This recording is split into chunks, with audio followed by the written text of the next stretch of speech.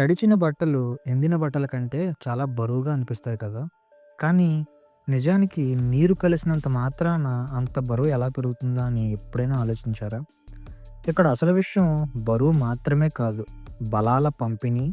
బట్ట తడిచినప్పుడు నీరు కేవలం బట్ట మీద ఉండదు. అది ఫైబర్ల మధ్యలోకి చిన్న చిన్న రంధ్రాల్లోకి దూరిపోతుంది.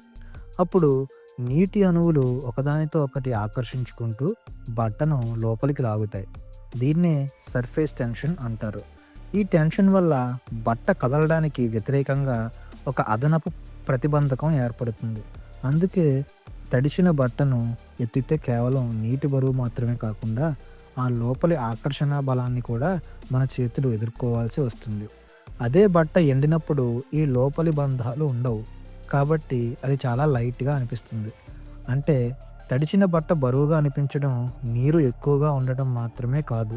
నీరు బట్టతో కలిసి చేసే సూక్ష్మ స్థాయి బలాల ఆట ఫలితం.